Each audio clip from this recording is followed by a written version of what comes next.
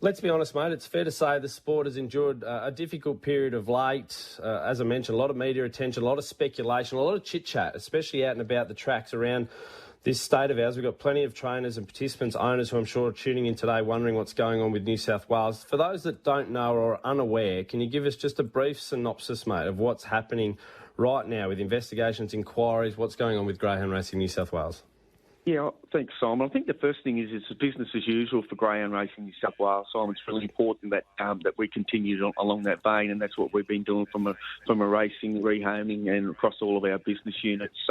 It's been documented that currently there's two inquiries which are running in parallel with each other. The first one, Greyhound Racing New South Wales appointed independent Mr.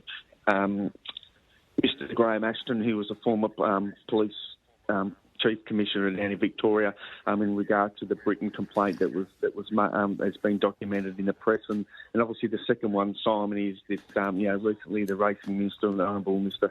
Harris, made an announcement that Miss Leah Drake, who was being appointed Commissioner of GWIC, to also conduct an inquiry across a number of terms of reference. So both of those are in place, and Greyhound Racing New South Wales is obviously cooperating with all facets of those investigations as long as they're in place.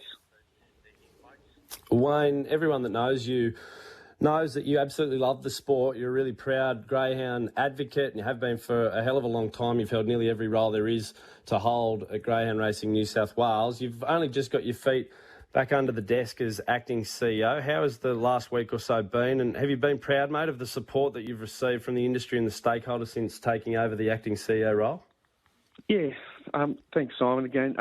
For me, obviously the circumstances changed a couple of weeks ago, so, the board asked me to do it, which I'm happy to do in the interim, which is really important for continuity, etc. From a personal point of view, the support that I've received from across our participant base and stakeholders, etc., has been fantastic, and I've really welcomed that and appreciated that. So for me, it's just now about steadying the ship, just continue to do what we do, look after our people and our great animals, and just be business as usual. You mentioned steadying the ship. Let's focus on some positives or some things that you're looking forward to digging your teeth into. We might as well start with Taree on the mid-north coast. Wayne, it's a project that has sort of been lumbering along for a while now, but it feels like we're getting pretty close. Can you give our listeners the latest on what's happening at Taree? Yeah, it's fair to say, Simon, that the participants based around the mid-north coast have been more than patient with how the Taree project's been rolling along. But we are very close now. The sand started to be delivered to the site at the end of last week. So basically, the sand in the front of the starting boxes, the mats there, the last two components of the work that needs to be complete. So we'll see that take place over the next week or so. And obviously then the consolidation of the surface, and then we can start now to commit some trials up there. So it's really exciting. As I said, it's been a long wait for them, but the wait will be worthwhile. The track is absolutely magnificent, and really looking forward to seeing racing resume in that region, which supports so many participants. Yeah, we know three clubs merging together, Warhope, Kempsey and Taree, to form the Mid-North Coast Greyhound Racing Club. I spoke to Pete Casser up there the other day, Wayne, just to get a bit of a sneak preview of what was going on. He said the town is palpable. So much excitement about this new track. It's not only going to give trainers and participants a wonderful area to race their dogs, but people around town are really looking forward to having a good social venue. And from all reports, and you can probably shed some more light on this, the place is pretty immaculate considering what it once was. Oh, it is. It's next level, Simon, from what it was. So we've been able to upgrade. The investments throughout the whole complex has been significant. When it shows when people walk on there, they'll be just highly impressed with the whole facility. And also with the introduction of this new facility up there, we'll be expanding our racing schedule into the region as well. So that's more money into that region, which is great for the participants and local businesses and all the things that get supported around those type of events, employment, etc. So so it is going to be a real strong win for that area.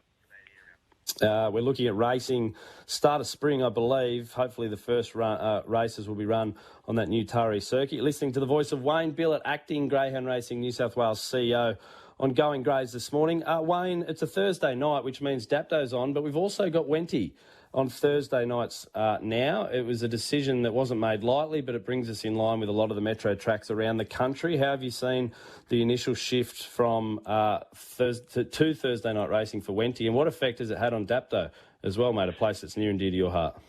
Yes, so it's an interesting one. It's always, when the schedule's moved around, you're always concerned about whether there's a dilution in the market and for nominations, etc. I mean, the first week, the Dapto was down a couple of races, but generally overall, it's been really strong. The last few weeks have been strong. That Dapto's been able to maintain its previous 12-race schedule, and Wenty's slotting in. It's had 10, 11 or 12 races, so it's been strong. So the support from the participants and that has been good. So it's at early stages, but all the signs are positive in the first instance. We've touched on Taree or the Mid-North Coast. We've touched on Wenty Park. What about country racing, Wayne? We know the lifeblood of our sport exists out in the country regions of New South Wales. In the new programming and race meets that are happening around the state, what have we tried to do for country trainers that excites you most? Yeah, so what we've done is we've been going through this transition over a number of years now. It's a transition away from non-tab racing and the prize money levels, and we've been able to transition again a range of those race meetings into tab meetings and into a country prize money pool.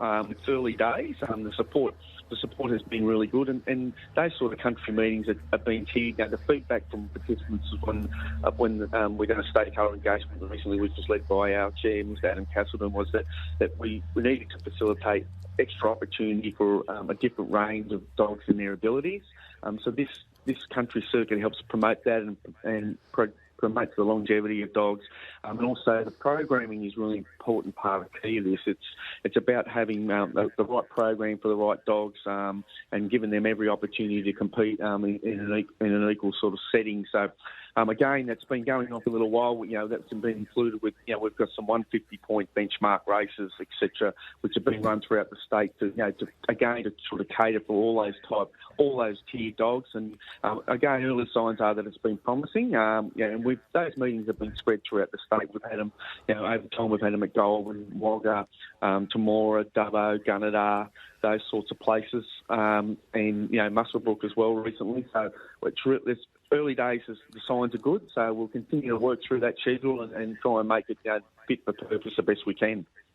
Last one, Wayne, because I know you've got to jet off at 11 to get something important done. But middle distance racing, mate, it's obviously been a bit of a missing piece in our city racing. One of the biggest bugbears I have with trainers every now and then is that racing at Richmond solely and wholly for middle distance dogs is probably not entirely fair.